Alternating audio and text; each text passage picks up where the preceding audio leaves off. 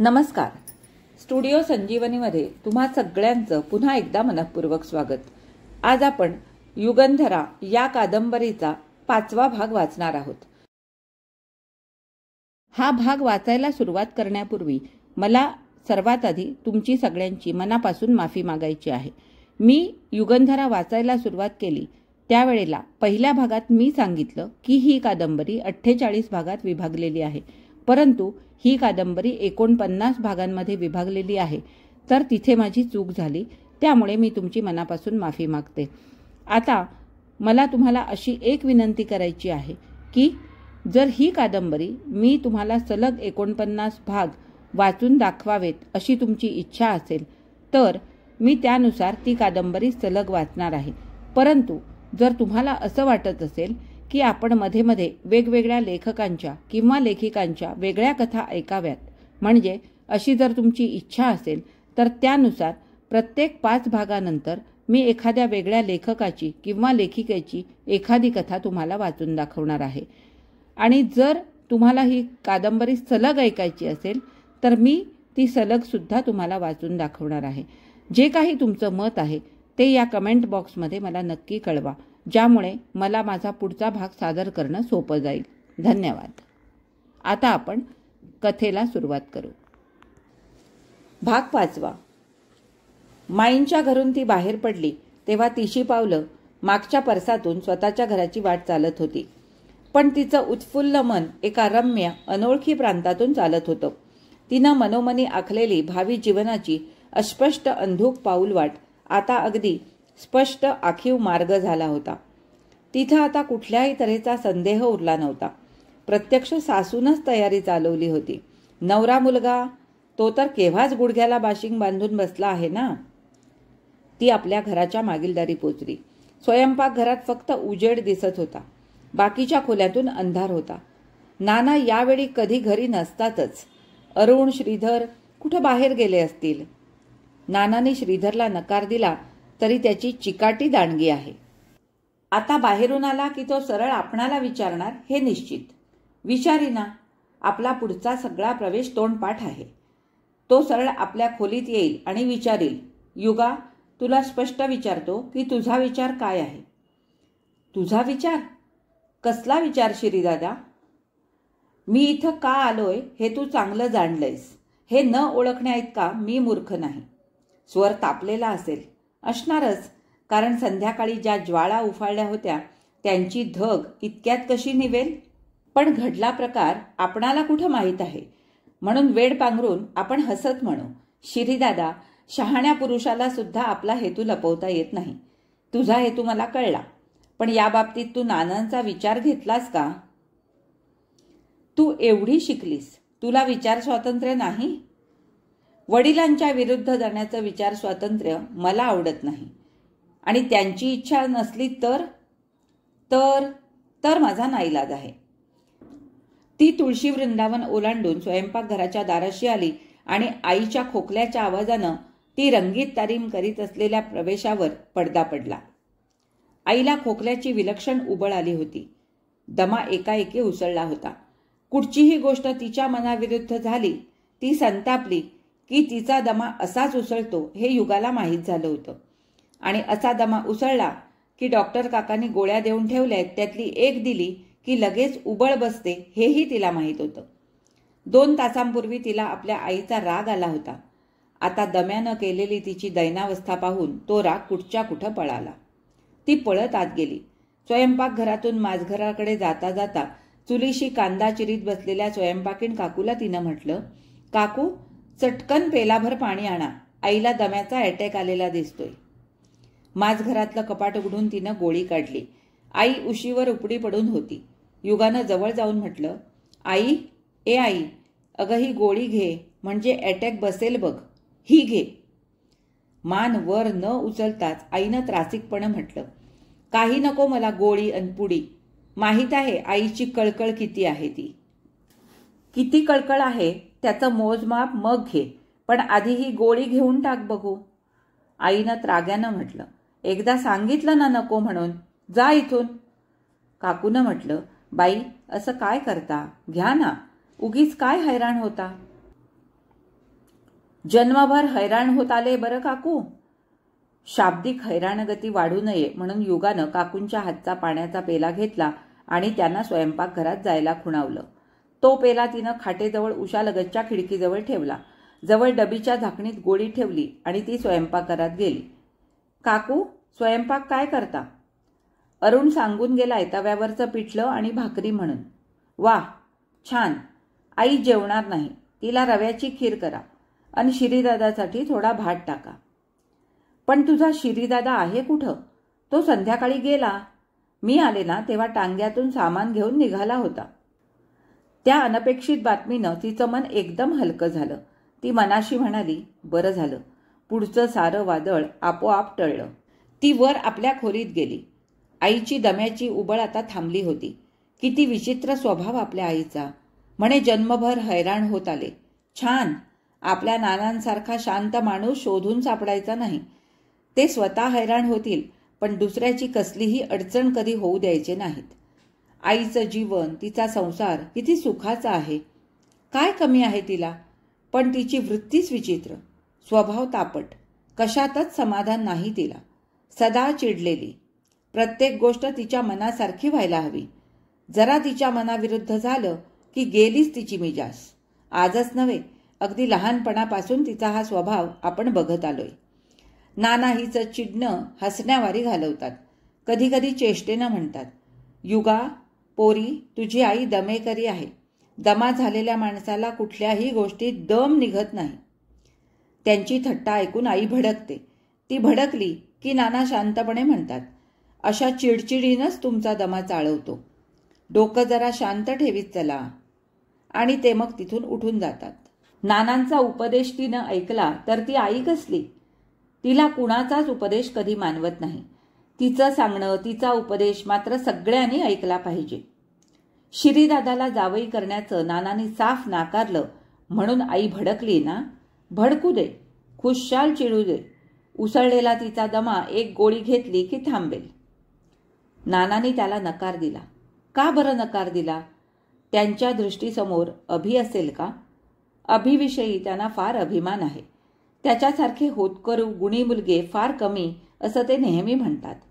तो घरी आला की त्याच्याशी ते किती अगत्यानं आणि उत्साहानं बोलत राहतात. त्याची आस्थेनं चौकशी करतात.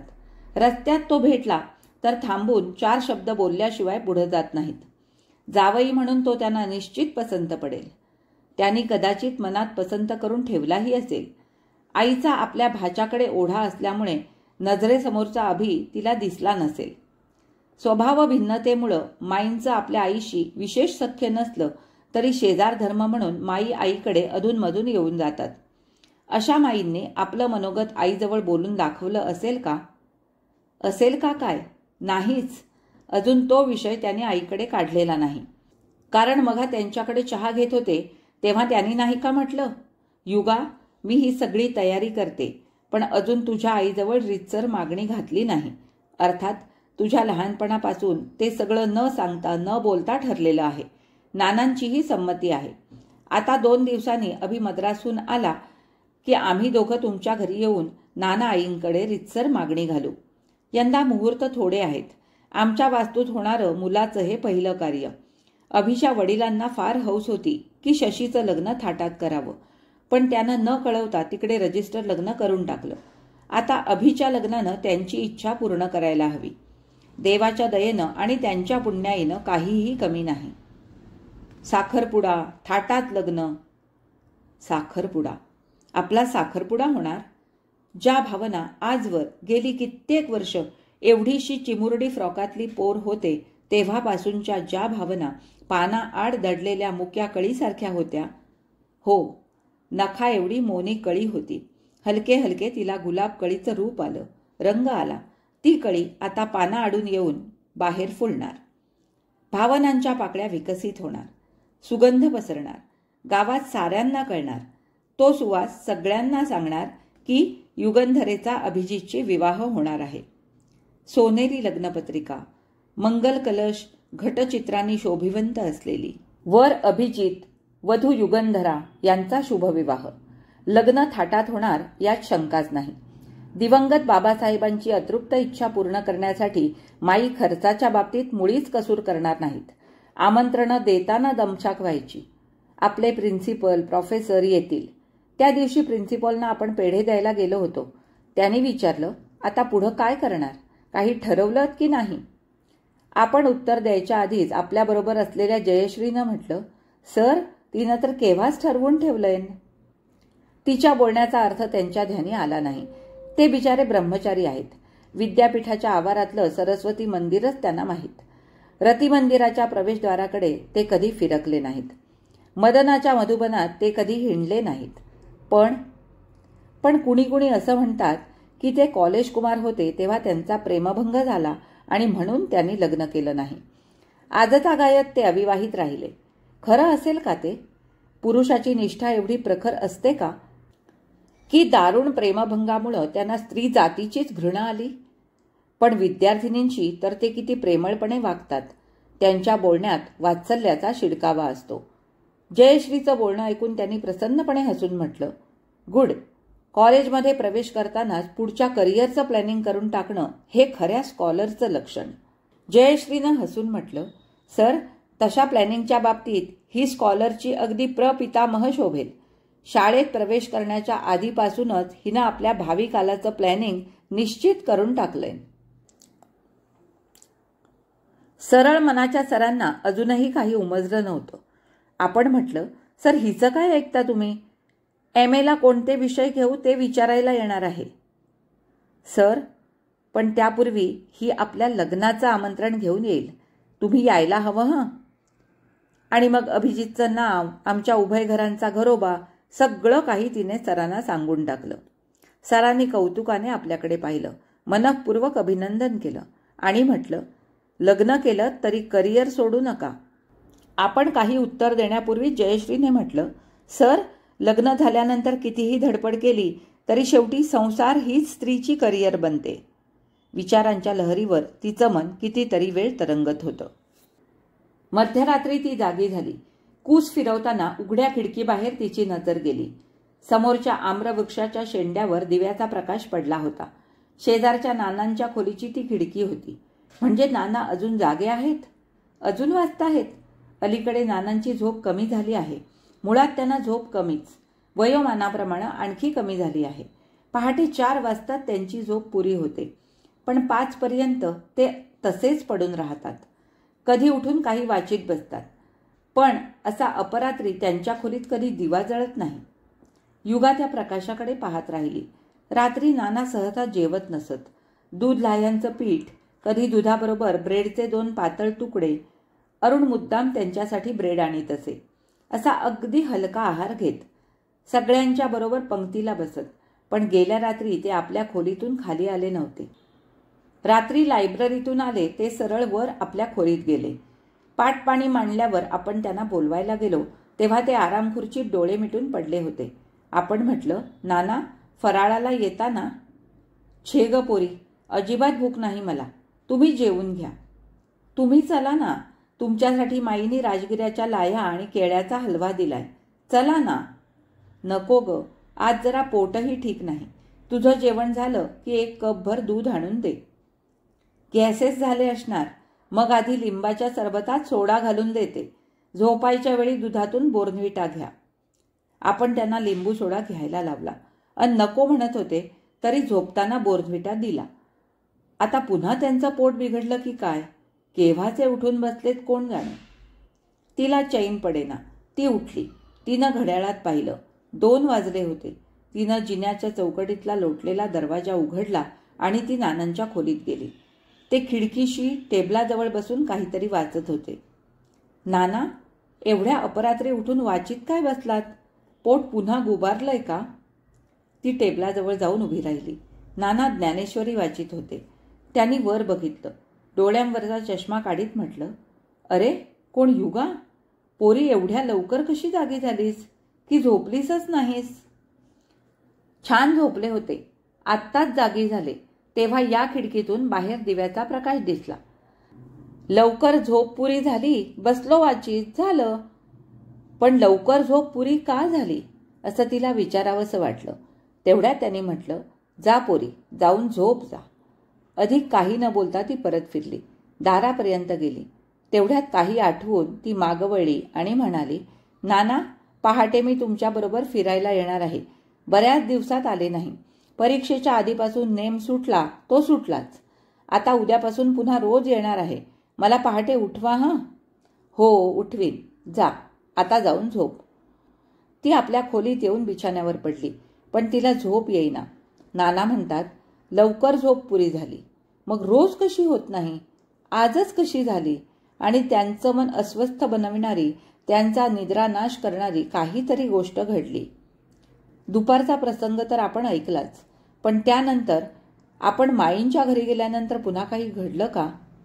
श्रीधर तसा सुखासुखी एवढ्या तडकाफडकी निघून जायचा नाही.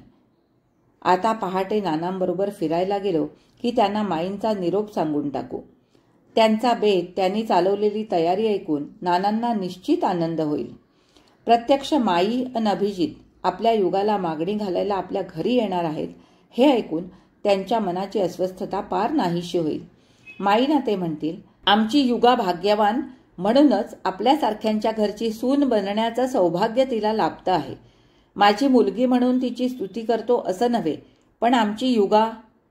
माई मध्येच हसून म्हणतील, नाना, तुमच्या मुलीची स्तुती म्हणजे माझ्या सुनेचीच वाखाणणी.